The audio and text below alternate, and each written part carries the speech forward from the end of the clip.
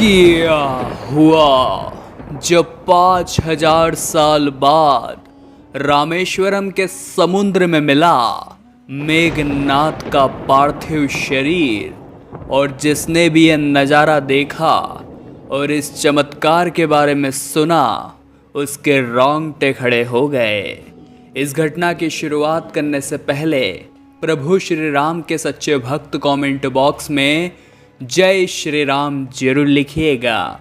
इस घटना की शुरुआत होती है भारत सरकार द्वारा राम सेतु की खोज करने के लिए भेजे गए कुछ गोताखोरों से। जब उन्होंने रामेश्वरम के समुद्र में छलांग लगाई तो उनका उद्देश्य था कि वो राम सेतु से जुड़े कोई साक्ष्य को ढूंढ पाए, लेकिन उन्हें इस बात का अंदाजा नहीं था उनका पाला मेघनाद की ऐसी शक्ति से पड़ने वाला था जो उनके समुद्र में भी पसीने छुटवा देगी। जब भारत सरकार द्वारा इन गोताखोरों की टीम को समुद्र के अंदर भेजा गया तो ये राम सेतु से जुड़े हुए साक्ष्य ढूंढ रहे थे। इन्हें कई जगह पर तैरते हुए पत्थर भी मिले, लेकिन समुद्र में और अधिक गहराई में जाने पर वहां पर इन्हें एक ताबूत रखा हुआ दिखाई दिया। सभी गोताखोर बहुत ज़्यादा डर रहे थे क्योंकि ये ताबूत श्रीलंका की सीमा के बहुत नज़दीक मौजूद था। लेकिन सबके मन में यह आश्चर्य था कहीं इस ताबूत के अंदर सालों पुराना खजाना तो नहीं।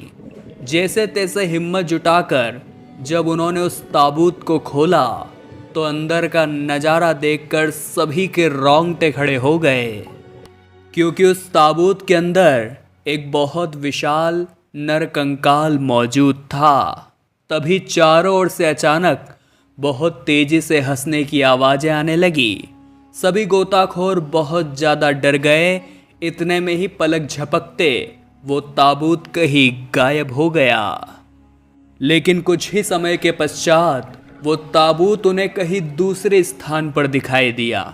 जब वो उसके पास जाते तो वो आश्चर्यजनक रूप से गायब हो जाता, मानो ये किसी की मायावी शक्ति की वजह से हो रहा हो।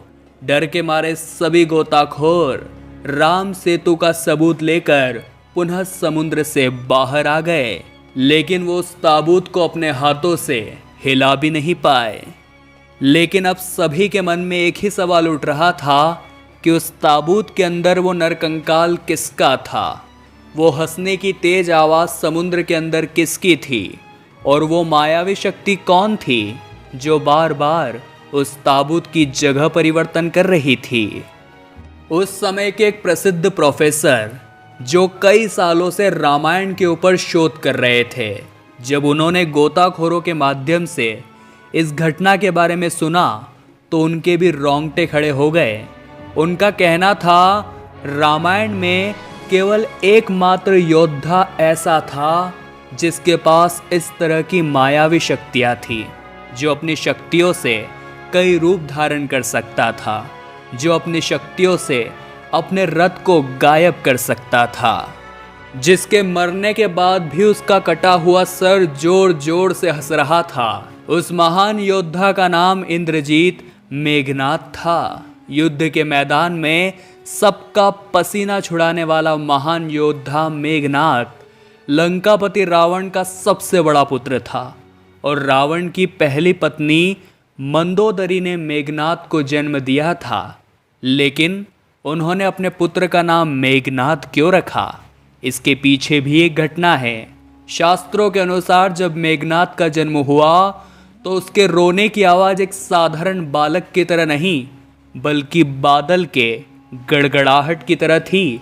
इस वजह से उस बालक का नाम मेघनाद रखा गया। मेघनाद ने अपने पिता की तरह स्वर्ग पर अधिकार जमाया था। उसने इंद्र को पराजित कर दिया था। इंद्र को परास्त करने के कारण स्वयं ब्रह्मा जी ने इसका नाम मेघनाद रखा था। एक अध्ययन के अनुसार ये भी पता चला कि मेघनाद रामेश्वरम के समुद्र में भी तपस्या किया करता था। लेकिन अभी भी सबके मन में यही सवाल था, जो ताबूत समुद्र के अंदर दिखाई दिया था उसमें सचमुच में क्या वो मेघनाद का ही नरकंकाल था। जिसके बाद सभी वैज्ञानिक साक्ष्य जुटाने में जुट गए। उन्हें एक ऐसे सबूत की जरूरत थी जिसके आधार पर वो ये साबित कर सके कि समुद्र के अंदर आज भी एक ताबूत के अंदर मेघनाद का नरकंकाल मौजूद है। और फिर जो घटना सामने आई वो हमें रामायण में भी देखने को नहीं मिलती। इस घटना के बारे में आज से पहले आपको भी पता नहीं होगा, लेकिन जब आप जानेंगे तो आप भी दांतों तले उंगलियां चबाने लगेंगे। मेघनाद एक पितृभक्त था और वो अपने पिता को अपना सब कुछ मानता था। उसे पता था कि राम स्वयं भगवान है, फिर भी उसने पिता का साथ नहीं छोड़ा।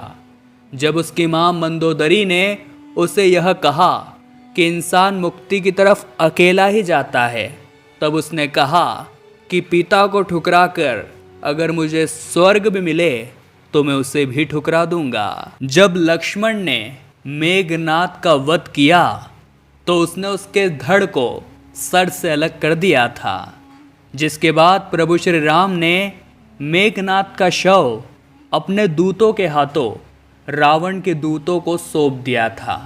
श्री राम मेघनाद की मृत्यु की सूचना उसकी पत्नी सुलोचना को देना चाहते थे।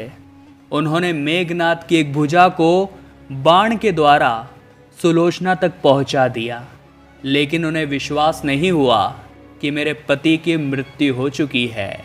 जिसके बाद सुलोचना ने रावण को अपने पति का कटा हुआ हाथ दिखाया और अपने पति का सिर मांगना चाहा। सुलोचना रावण से बोली कि मैं अब एक पल भी जीवित नहीं रहना चाहती, मैं अब अपने पति के साथ सती होना चाहती हूँ। तब रावण का कहना था कि तुम कुछ देर और इंतजार करो, मैं मेघनाद का सिर शत्रुओं के सिर के साथ लेकर आऊंगा। लेकिन सुलोचना को रावण की बात पर बिल्कुल भी विश्वास नहीं था। जिसके बाद मंदोदरी ने सुलोचना को इस सलाह दी कि तुम राम के पास जाओ, वे बहुत दयालु है, वो तुम्हारी बात जरूर सुनेंगे। और जब सुलोचना प्रभु श्री राम के पास पहुंची तो कहा, हे राम, मैं आपकी शरण में आई हूँ, मेरे पति का सिर मुझे लौटा दीजिए ताकि मैं सती हो सकूं। राम सुलोचना की दशा को देखकर दुखी हो गए और कहा कि मैं तुम्हारे पति को अभी जीवित कर देता हूँ। सुलोचना ने कहा कि मैं नहीं चाहती मेरे पति जीवित होकर इस संसार के कष्टों को भोगे। मेरे लिए सौभाग्य की बात यही है कि मेरे आपके दर्शन हो गए, मेरा जन्म अब सार्थक हो चुका है, अब मेरी जीवित रहने की और इच्छा नहीं है, मुझे बस आप मेरे पति का सर दे दीजिए, मैं खुशी खुशी सती हो जाऊंगी। जिसके बाद प्रभु श्री राम के कहने पर सुग्रीव मेघनाद का सर ले आए, लेकिन सुग्रीव का कहना था कि वो सुलोचना की सारी बातों को सच केवल तभी मानेंगे जब ये सिर हंसने लगेगा। ये सुलोचना के सतीत्व की सबसे बड़ी परीक्षा थी। उसने कटे हुए सिर से कहा, हे स्वामी, जल्दी से हंसिए, वरना मेरे सतीत्व पर कोई विश्वास नहीं करेगा। इतने में ही मेघनाद का कटा सिर जोर जोर से हंसने लगा और सुलोचना अपने पति का कटा सर लेकर पुनः लंका लौट गई। कहते इस पूरी घटना के बाद मेघनाद के उस शरीर को एक ताबूत के अंदर रखकर रामेश्वरम के समुद्र में उस स्थान पर रख दिया गया जहां उसकी तपस्वी भूमि थी, जिस स्थान पर वो तपस्या किया करता था। और उसी समुद्र में सुलोचना भी उसके साथ सती हो गई। लेकिन एक बात से सभी लोग अनजान थे, सुलोचना के सतीत्व से मेघनाद के कटे हुए सिर में एक बार पुनः जान आ गई थी और वो हमेशा हमेशा के लिए अमर हो गया था। गोताखोरों को रामेश्वरम के समुद्र में जो ताबूत मिला वो सचमुच में मेघनाद का ही ताबूत था, लेकिन जो हंसी की आवाज़ थी क्या वो भी मेघनाद की ही थी? ये आज भी बहुत बड़ा आश्चर्य बना हुआ है। क्या उस समुद्र के अंदर आज भी मेघनाद का राज है? श्रीलंका की एक खबर के अनुसार कई मछुआरों को समुद्र के अंदर गहराई से अचानक से हंसने की आवाज़ आने लगती है। कई बार तो अत्यंत गहराई में गए उनके जाल अपने आप फटे हुए बाहर आते हैं।